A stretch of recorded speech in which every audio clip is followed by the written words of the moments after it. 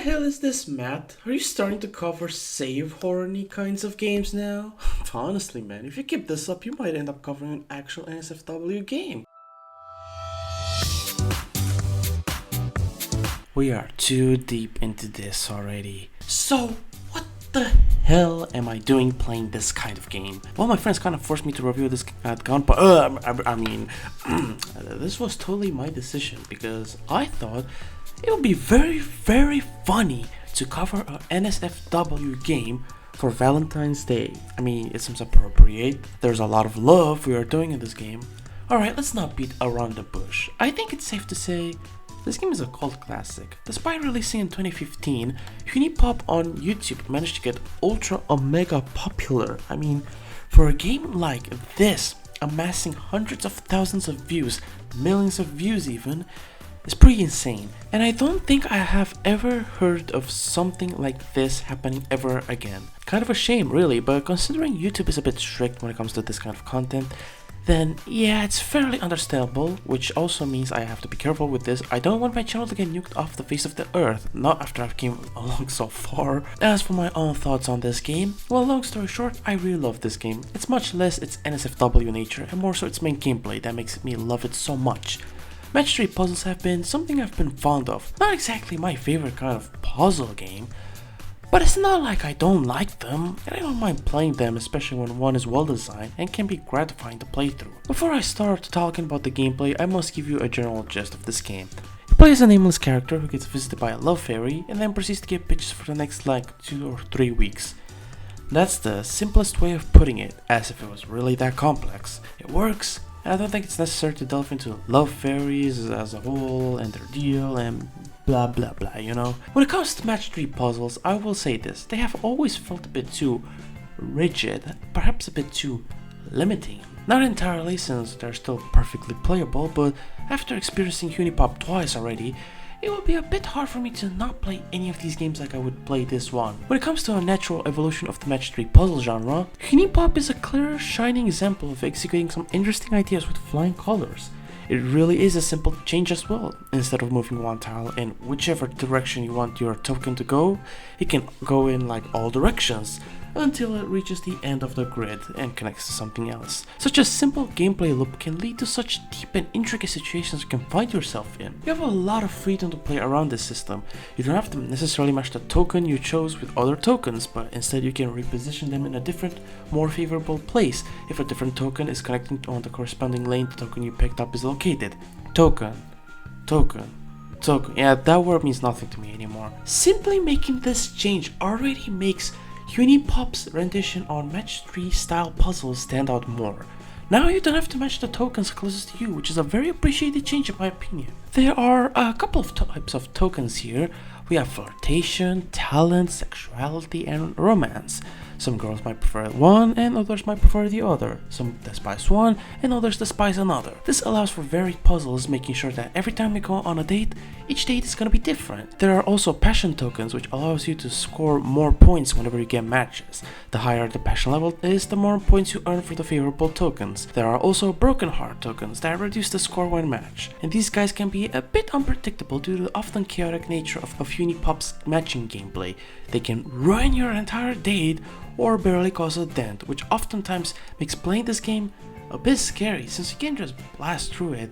Not that you could anyway, since you have a limited amount of moves you can make. You start at 20 always, and if you don't fill up the gauge, then you fail, and then you get berated for being a shitter. But unless you're really bad at this game or just ridiculously clueless on how this game functions, not me, don't look at me, then you're gonna have a hard time. There's also sentiment. Matching sentiment tokens gives you sentiment currency, which allows you to use date gifts if you have the necessary amount. Date gifts is the part where the gameplay presents you with more opportunities, and at the same time, it's also the one aspect of the game that can be limiting. Despite how easy it is to get date gifts and how good some of them are, there are a lot of them that are straight up just ass, not even remotely useful. They might help, but only in very situational moments. But then you have date gifts that are literal lifesavers, like the penguin plushie that transforms broken hearts into bells, that allows you to get more moves, and combo that with a date gift that gives you a move for every 2 bells tokens, and you practically saved yourself from failure. This is at the same time the best and worst part about this, but really it's more or less a playground for the player to test out different strategies and synergies, even if you're gonna probably end up with like 1, 2, maybe like the same 6 date gifts. Overall, I like this. Before I forget, there's also a bell token that gives you a move when you do a match, but honest to god, the actual worst thing about this system is not even shared with you. You just have to stumble upon this information, like how I found out. It's the fact that if you feed the girl you're talking to well, and if it's at night time, then you also give her a lot of beverage, then you start the date with extra moves and more sentiment, which the game never tells you about this. I mean, it was cool when I found out about this feature, but at the same time, I wish I knew before. So overall, dating or puzzles basically is tightly designed and allows some truly cool gameplay to just shine through. I mean, if you play your cards right, then you can win in like 1 move, depending on circumstances. That's actually awesome. And we are not done with the gameplay actually, as I have yet to talk about the other half of this game, the dating sim aspect. All in all, it's fine, it works and it gets the job done. It is very bare bones, which is fine because the point is to gain currency in the form of just simply meeting these girls. By talking to them you gain honey, and by taking them on dates and subsequently complete those dates, you gain money, and that's if you don't fail. But you still get money even if you fail, just not a whole lot of money. Money is used to buy all sorts of things like gifts, which give you more honey based on how much you pay for it. You can get date gifts if you give the girl a present she really likes, which is displayed with a heart icon on your honeybee. There are also unique gifts which allow you to gain more honey every time you start a conversation with the girl you're talking to. You can also buy food and beverages. Food is basically a way to even remotely do anything with these gals. You want to talk to her? Make sure she's well fed. You want to gift her something? Make sure she's well fed. That part is hilarious to me because I'm the one wasting energy trying to give you something. Like, what do you mean you won't accept my gift if you feel exhausted? What, do they suddenly turn out a pile of flesh that can't hold an object? Because that's the kind of shit I see in a cartoon. Drinks are basically a way to actually gain even more honey.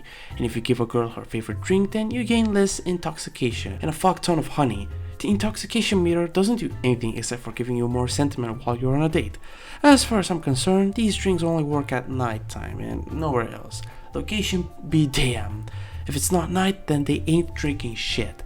It does make this specific mechanic feel a bit limited, not like many players would actually use their money to buy drinks. There's already a billion things to buy and they're very expensive as well, so spending any more on beverages doesn't seem efficient. And then there is the conversations you have with the girls. These range from questions the girls ask you randomly to you asking them about themselves to getting quizzed to see if you remember any of their characteristics. I like the quiz part. It feels like it gets a bit difficult the more girls you have to juggle through, but at the same time it's really not that hard to just look at your honeybee before you do anything fancy and have a quick glance. I actually noticed that sometimes it takes forever for a question about themselves prompt to spawn, like, god damn, I wanna know your weight, miss, can I ask you that question already? And then the random questions, a lot of them are just pretty suggestive questions, but some of them can actually be educational. I suppose depends on who you're asking. For example, Celeste Lavendas will always ask you about the universes and galaxies and astrology, stuff like that. Which is fun, not gonna lie. But then you get some weird ass questions from girls that you didn't think you were gonna get, and it just feels like they come out of nowhere. They feel out of character, actually. I think the main example I have for this is Nikki Anne Marie's political question, which I feel like comes out of nowhere, honestly. We are shown that Nikki is pretty introverted and likes spending time in her room gaming. Why are we talking about politics suddenly? It doesn't bother me that much, but it did caught me off guard numerous times because I felt like I didn't know how to respond. And then I would YOLO the answer, but oh no, I didn't guess the right answer. Oh well, no more honey for you, fuck you. Each girl is very different from one another. The questions you get, the answers you will receive, and overall the way they deliver feedback makes them feel a bit more fleshed out and quote-unquote real rather than just being one-note caricatures. If I had to choose my favorites, then it would be Nikki the Goat and Celeste Lavendas. Nikki because she loves gaming and she's introverted. Guys, I think I'm looking at my gender bent version of myself, except instead of purple, I love blue. I'm blue. That one friend who's just too blue. Celeste Lavendas, honest to God, probably the best voice I've ever heard and will ever have the pleasure to hear. It's literally love at first sight, except instead of seeing her big naturals first, her voice just made me fold. Holy fuck, this is some good voice acting. I'm in love. But yeah, this list is pretty stacked, not gonna lie. There are even secret characters to get by performing specific things. I already mentioned Celeste earlier, although the way to unlock her is a bit tedious. You just have to get lucky a girl is at the beach at night. I mean, like, yeah, of course, no one is at the beach during the night. Who does that? We stand Nikki in this household, I tell you. You can also date Q, the love fairy, that's been helping you get bitches. I actually like her interactions because it's basically what you remember about the game. I find that really cute. Some questions are a bit out there, I suppose, but nothing too crazy. Venus is a character you unlock after you had sex with everyone, and honestly, she's kinda boring. You think the game would slightly feel different when you try to romance her, but the game treats her like any other girl is treated. And then we finally have Momo. I don't like Momo. 2 reasons, actually make it 3. 1, her voice is kinda annoying. 2, her stupid fucking questions about cats and shits and tears make me commit arson to the nearest neighborhood from my location. And 3, she's only 1 cat ear old. Do not Google how much is 1 cat ear in like human years. Worst mistake of my life. You do get a reward for talking to these girls in the form of spicy pictures. Well, there are also normal pictures, but there are lots of, and I mean lots of spicy stuff here. All culminating into one final picture for each and every single girl. Guys, I think I'm playing a power fantasy because I'm scared of this guy's game. Alright, so what else can I talk about? Sure, the art style. I don't really have a strong opinion on the art style. It does the job and that's pretty much it. But it does feel like how uninformed people might see anime. Basically those clips and pictures where the character has the most alien proportions and animations you'll ever see in your life. Like this shit looks like if an art teacher saw what anime looks like this is the most likely thing they will see. And then every time their students draw using this art style, they start seeing red and just smite the shit out of their own students. Like, no teacher, what you saw was like an inferior product. That's not what it normally looks like. But of course, it doesn't really matter because your pleas will fall on deaf ears and then you fail the class for the rest of the semester because the teacher officially hates your guts, and even long after they get over their own tantrum, they will still look at you with heavy disgust like you're a criminal or something, and it's wild to them that you're not in jail for simply existing. I do have to say, the person who did the soundtrack is cool as fuck. Like, the entire soundtrack for this game is top notch. This game has one too many catchy tunes that I find myself humming from time to time. And I mean that in a good way. This game even features my favorite song in the entire game, Outdoor Lounge. It's really neat as well. I love the way it progresses and just love how emotionally romantic it feels. But at the same time, it also feels melancholic, nostalgic, weirdly sad in a way. Probably because many of the girls you see in this game are single parents, so maybe while they're on a date, they're reminiscing about the past and just, being reminded of the good times they had with, their earlier partner. Overall, analysis so fucking good, I straight up stole it. So, where does this leave us? HuniePop is a phenomenal match 3 puzzle game that does a lot for this subgenre. It's just weirdly charming dating sim visual novel with lots and lots of suggestive imagery to bear witness to. I sank like 50 hours into this game because it was fun to play through, even if my first playthrough was straight up cheeks. Like, I straight up played the game wrong. What is wrong with me? The fact that this game even managed to get into the Let's Play zeitgeist at all is nothing more but a miracle. If Markiplier never posted his HuniePop Let's Play, then I would probably have never heard of this game, but I'm glad that he did do that. Even besides the popular status it got because of YouTube, this is a porn game with a big heart and you can tell from every angle. Even if this isn't the type of game one would normally play, let this be a lesson that porn games like HuniePop can still be great experiences even if the presentation can be a bit questionable to many. If it's good, that's all that matters to me. And in the end, I think it's fair to say that HuniePop is a cult classic and a great game.